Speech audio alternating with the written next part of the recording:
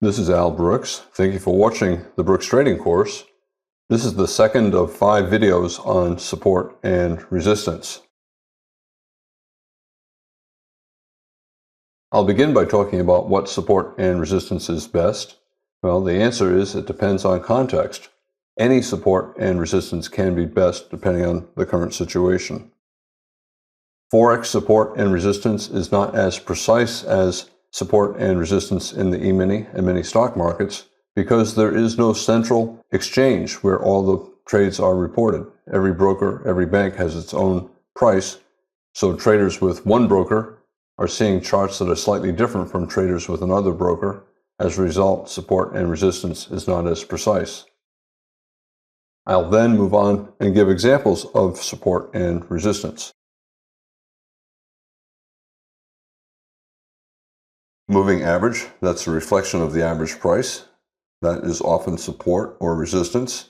Here we're in a bull trend, and you can see the market is finding support anytime it gets near or below the moving average.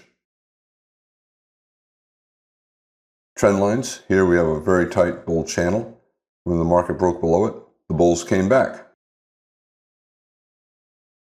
The top of channels, reversal down, reversal down. Draw a line for a potential top of a channel and see what the market does. It broke out and then it reversed.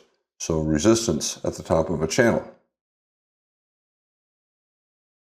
Prior highs and lows. The market got to this high, sold off. Got to this high, sold off. A low here, it got there just a little bit below, rallied. Got a little bit below, rallied. Here it got to that prior high and broke out and then pulled back and it became support. Measured move, we have a leg up in a trading range. Odds were it would be followed by a leg down. Instead, we got a breakout. So you got to be thinking about a potential measured move up based upon the height of that leg in the trading range. Big round numbers, 2100, and then a smaller round number, 2090, 2080, 2070. You can see the market raced up to the big round number, tried to break above it, pulled back. Tried to break above it a second time, tested it, bounced again. Which one's the most important? Well, any type of support and resistance can be the most important one on the chart. It depends on the context, and it depends upon the strength of the support and resistance. Forex support and resistance is not as precise for many reasons. I'll talk about some of them now. 5-minute chart of the euro versus the dollar. Every broker has its own data. Many Forex trades are taking place simultaneously at different locations all over the world, and nobody reports the trades to any one central location, so the prices are not the same everywhere. The chart that you get is not the same as the chart someone else gets if they have a different broker. Because the major institutions are aware of the differences among the different Forex brokers and Forex banks, they are able to arbitrage and keep the prices close to one another.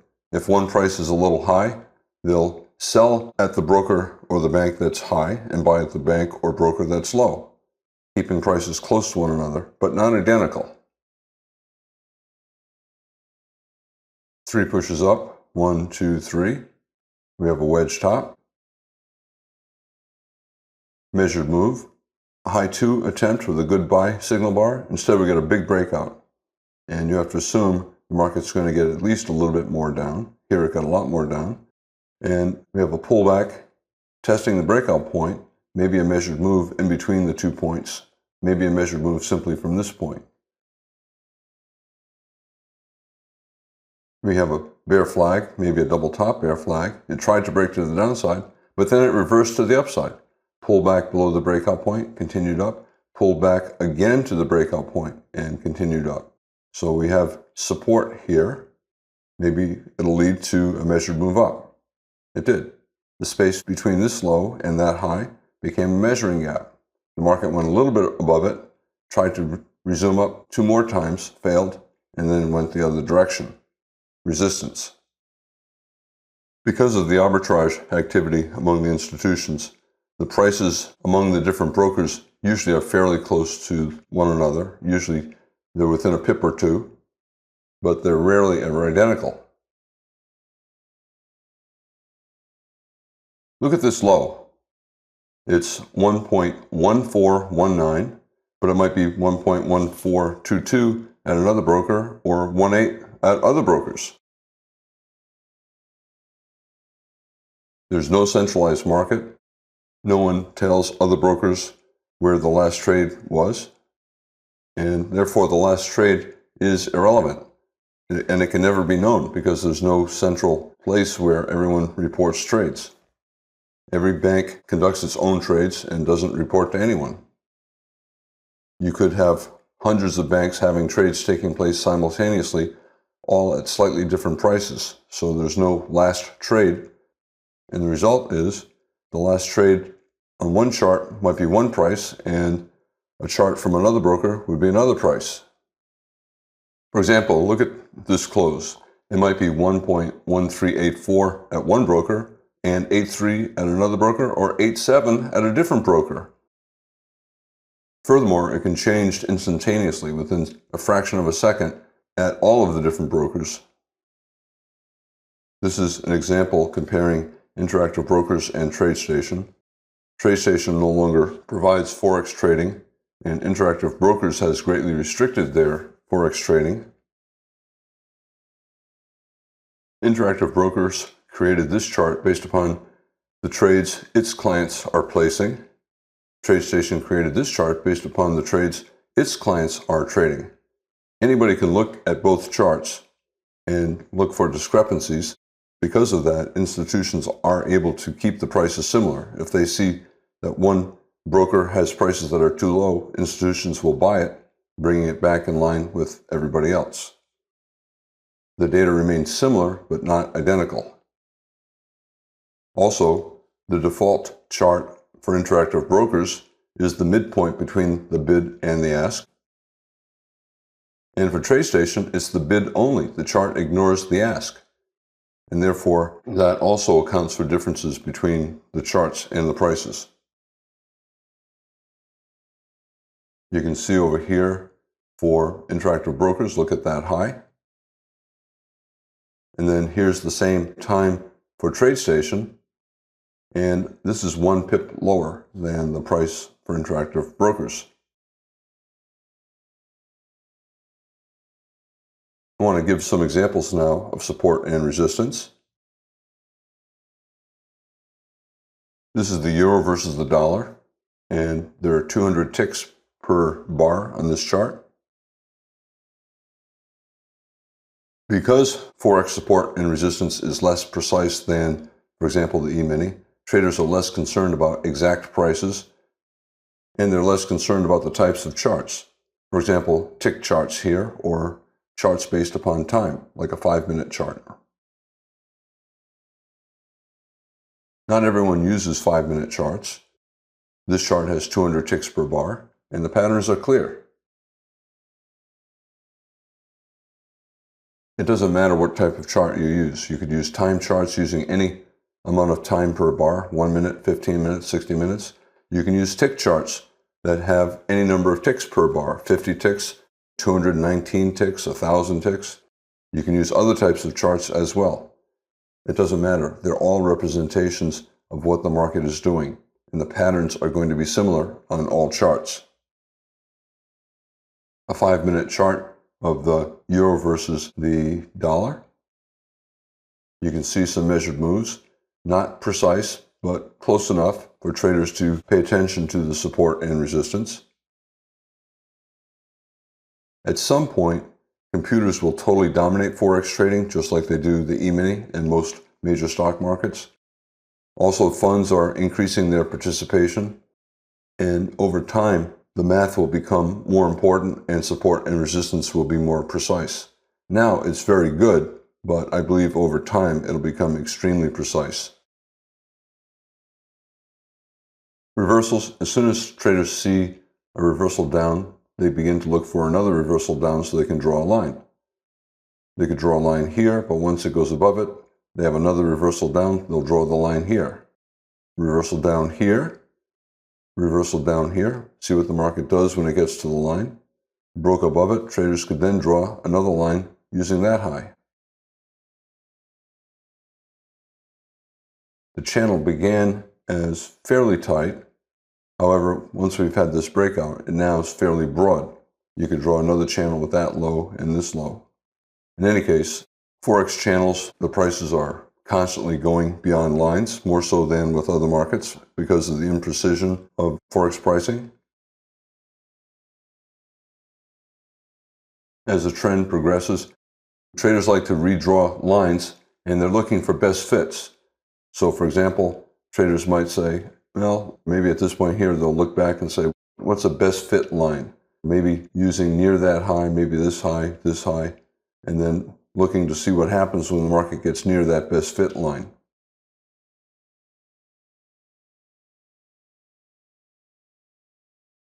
You're trying to find some line that the market appears to be respecting. Turning down here, turning down here, turning down here. At some point you decide, if I use lines based upon highs, the market never gets there, yet it seems to be turning down in the general area of a line here. So traders will use an approximate line and see what the market does when it gets near it. You want to capture the overall trend and not worry that the lines are rarely precise with Forex markets. If a line is not obvious, it's not important, computers will not be using it and it will not provide much support or resistance. Can you sell this reversal down? Well, you might be at the bottom of a tight trading range and it might not go far. However, we have a breakout bar closing on its low, a big bear bar closing near its low. At this point, the odds are high that we're going at least a little bit lower. Higher probability of profit if you sell a breakout with strong follow-through, a sell the close market here, expecting at least a little bit more down.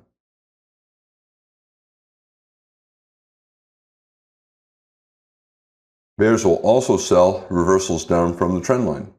They have a good-looking bear bar closing on its low, reversing down from a best fit trend line. They'll sell on the stop just below the low of that bar, and they'll get filled right here. If they sell here, where's their stop?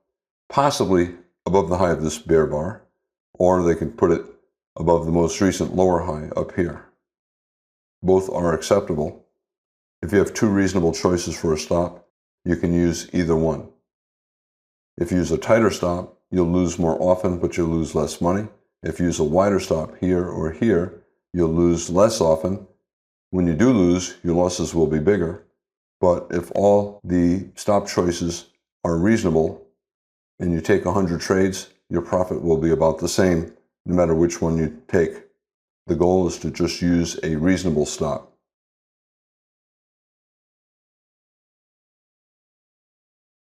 In a bull trend, traders are looking to buy a reversal up. The market reversed up here, it reversed up here. You can draw a line. And then see what the market does when it gets near the line. You can see it undershot the line, did not get to the line. Tried to get down to it again, tried to get down to it again, and it keeps reversing up. You have to assume it's not going to get to the line, and it's probably worth buying above the high of the prior bar. A second entry buy, first entry above this bar, second entry above this bar. 3 different attempts to get down here, it could not. You always have to be looking for other lines. We have a reversal down here and a big reversal down here. That might be an important line. And if so, it's always worth creating a parallel and dragging it to some point in between that contains all of the prices. So you pick this bar because if you draw the parallel line at this low, all of the prices between the two tops will be above the line. And then after that second top, you see if the computers are paying attention to this line. And clearly they are, here and again here. So the markets are using a parallel line, or at least a lot of computers are. If one line's not working and another line is, you get rid of the line that's not working. And you should be buying reversals up. We have reversal up and a second entry buy here. You could buy above this small doji bar or above this bull bar here. You could buy above this bar, or you can take a second entry here. This is a double bottom, and these two tails, a micro double bottom. The market's rallying from near the bottom of a bull channel.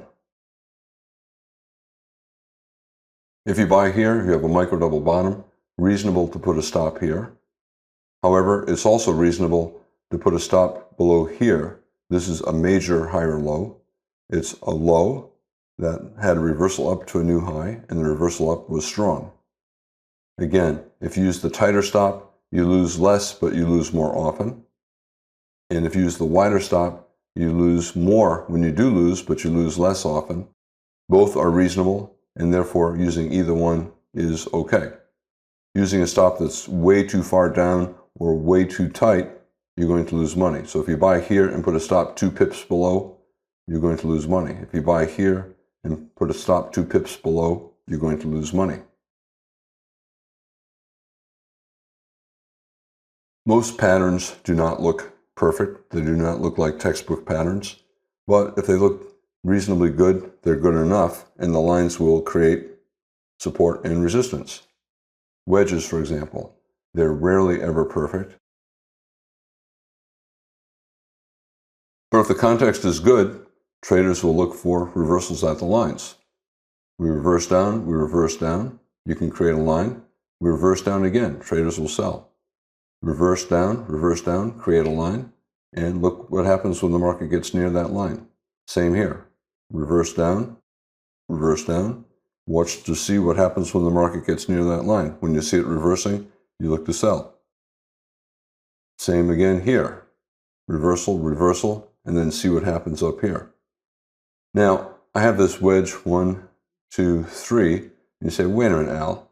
This high, part of this bull channel, is before the bear trend ended. We went to a lower low. And that's common because trends usually transition from one to another. So you have a bear trend and then a bull trend, and this is the transition period. And very often, the first high in the bull trend comes before the final low in the bear trend. That's just part of the transition from bear to bull. Wedge bull flag does not look perfect, but traders bought the reversal up from the line. The market came back down and tested the top of the channel and reversed up again. So traders are paying attention to this as a wedge bull flag. Bull breakout, pull back to about 50%, 3 pushes down, 1, 2, 3, and then a reversal up. Nested wedge bottom, 1, 2, and then you see what happens at the line when the market gets near it again. Micro double bottom, bull bar closing on its high. Good looking wedge bottom. Expect at least 2 legs up, 1 pull back, and then 2. It's nested because in the third leg, there's a smaller wedge, 1, 2, 3. Higher probability that you get a reversal up. 3 pushes down, 1, 2, 3. But there's a problem with this wedge, and that is the channel is very, very tight. The pullbacks are small. A tight channel like this, usually a minor reversal, and the rally becomes part of a trading range or a bear flag. Good looking rally, but did not get very far, and it became a bear flag followed by lower prices. The market is always paying attention to prior highs and lows, and the result is you get a lot of double tops and double bottoms. If the market rallies near a prior high and reverses down, it creates a double top. Most double tops, most double bottoms are not exact. The second high is usually a little bit above or a little bit below. Sometimes it's a lot above or a lot below. Double top, the market got near that high and reversed down again. A bear bar, signal bar, so you sell below its low. A bear bar reversing down, sell below its low. We have a high here and the market got near it and reverse down. This is a double top, even though this high is below that high. Here's the signal bar. You could sell below this bar and get filled here. You could sell below this bar, second entry, and get filled there. This is a double top. This high is above that high. You can call it a higher high major trend reversal, or you could simply call it a double top. A strong bull breakout, but look at the reversal down. A good bear bar closing on its low. This is probably a bull trap, trapping traders into believing there's going to be a successful breakout, but terrible follow through for the bulls. Bears will sell on a stop just below the low of that bar, and they'll get filled right here. Small double top bear flag. The market tried to go up here, tried to go up here. You can call this a double top bear flag. You can call this a double top bear flag. You can call this high with any of these highs a double top bear flag. To me, I would view it as this is the start of the sideways correction, and this is the end of it. So to me, the double top would be one of these two highs and that high. In any case, you're looking to sell below a bar as it reverses down. And we have a small bear body, reasonable to sell on a stop right below the low of that bar. Tight bear channel, trying to reverse up. A reversal above a tight channel usually does not get very far, and you can see we reversed down. And it tested this high, or any of these highs. So to me, this is a double top bear flag, maybe with that high and that high. I'm looking to sell a reversal down. This bar went outside down. The bar before, bear bar closing on its low, reasonable to sell on the stop below that bar, or below this bar, or below the pullback bar, and get filled right here. The market tried to rally. It failed. It tried to rally strongly again, slightly higher high, but it's basically a test of this high, maybe a test of this high. For me, this is a double top right here, these two highs, or some computers will say this high is testing that high, and the double top is here. In any case, bad follow through, bear bar closing near its low. Traders will sell on a stop right below the low of that bar and get filled right there. Another double top. You get several little pushes up for the first top, and then a couple pushes up for the second top. It's a failed head and shoulders bottom. Left shoulder, head, right shoulder. Does not matter. It's the top of a tight trading range. First attempt up is here. The second attempt up is here or here. It's a double top. Traders are going to sell below the low of this bar.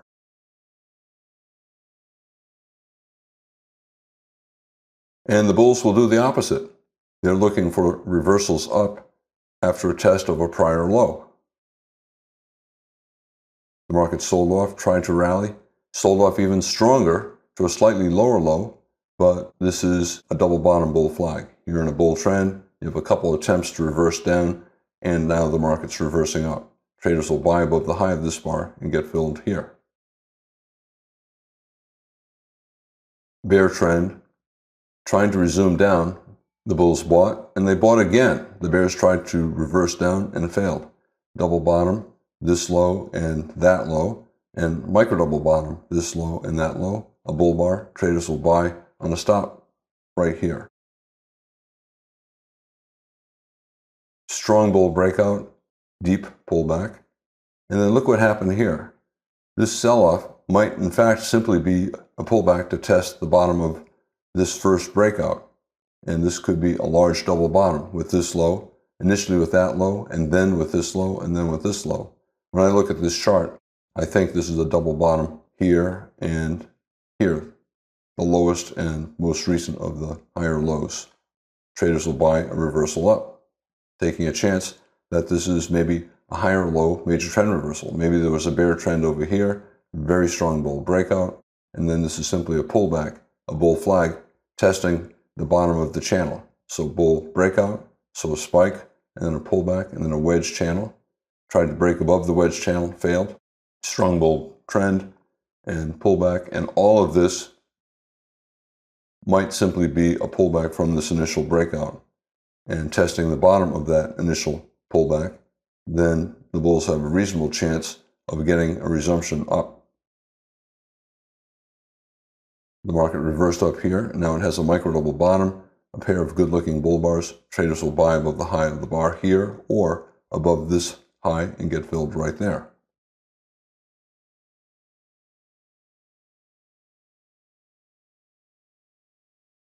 Traders are looking for breakout tests all the time.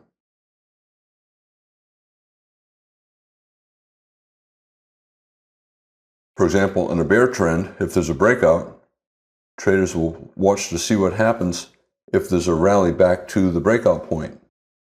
If the trend resumes down, traders will sell. It's a breakout test. Here we have a pretty tight trading range and a pretty good bear breakout. The market is trying to create a failed breakout and a resumption up. Instead, it failed to get very far, and the market's reversing down again. Traders are looking to sell below the low of the prior bar, and they got filled here. Part of the reason why we get this pullback? Well, you get some profit taking. The bears who shorted for any reason up here or right on the breakout will take partial profits once the market goes far enough down for them to get a scalp. So you have some bears buying, and then you have scale-in bulls betting the trading range would continue, and they had a limit order to buy at the bottom of the range. And then they see this and they say, uh-oh, I'm in trouble. However, they expect a test back up. They expect some profit taking from the bears, so those bulls will scale in, buy more, lower, maybe the size of a scalp, maybe 2 or 3 times the size of a scalp, and then they'll look to get out either at the original breakout point or a little bit below. They get filled here to buy, and if they buy more here, the pullback was more than above the midpoint of their 2 entries. They were able to avoid a loss by scaling in. They buy here, buy more here, their average entry price is here. This allowed them to get out. But that second buying helped create the pullback that tested the breakout point. Both bulls and bears will sell after a strong breakout. The bulls will sell to give up, and the bears who did not sell originally are looking to sell as well, and the result is a second leg down after a strong breakout. The market's in a bull trend here, eventually broke below a major higher low. Major because a very strong bull breakout to a new high. So this is a very important price. As long as the market stays above it, traders will assume the bull trend is still in effect. Once the market falls below it, traders will conclude the market's no longer in a bull trend. It's either in a trading range or in a bear trend. The market broke below it, tried to get back above, failed. Traders will sell the reversal down. Tried to get above it again, failed again. A second test of the breakout, a second breakout test, a bear bar, they'll sell below that bear bar and get filled here on the reversal down.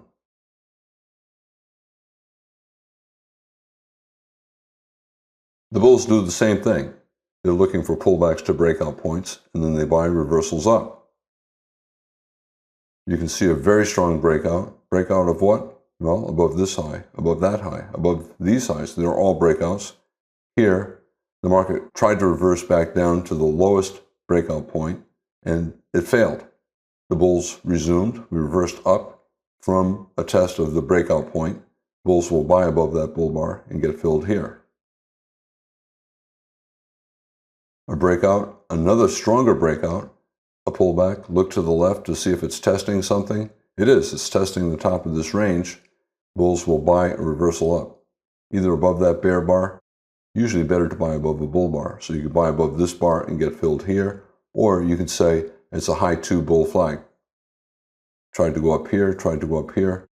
In this particular case, it's reasonable to buy above a bear bar. Micro double bottom, down, up, and then this bar went down, up. 2 attempts to go down, both failing. In a bull trend, traders will buy on a stop above the high of the prior bar and get filled here. Same thing, trying to reverse down. Look to the left. Is it testing something? It is. It's testing this high. Trying to reverse down again. Look to the left. Is it testing a prior high? Yes, it's testing this prior high. So this is simply a breakout test. This is simply a breakout test of the breakout point here. Bulls will buy a reversal up, especially above a bull bar. Get filled here and get filled here.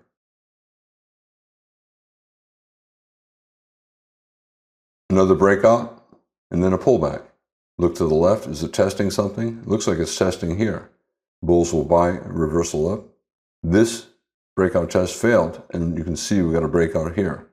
This is bulls giving up.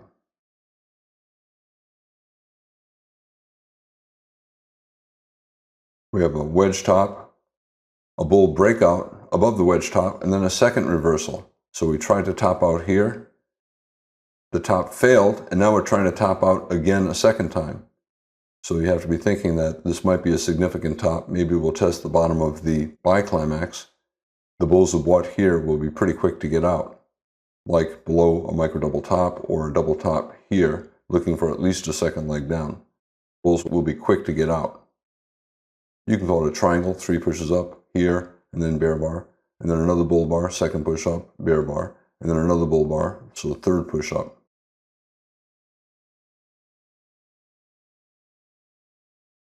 I began by talking about what support and resistance was best, and it depends on context. On any particular chart, any type of support or resistance can be very important. Forex support and resistance is not as precise as it is with the E-mini because every broker has its own charts based upon the trades that are taking place with that broker, and other brokers have different banks and prices that are slightly different. Nobody sees all the prices from all the trades, and therefore the charts from the different brokers are slightly different, making support and resistance a little bit less precise. I then gave several examples of support and resistance. I'm Al Brooks. Thank you for watching the Brooks Trading Course. This is the second of 5 videos on support and resistance.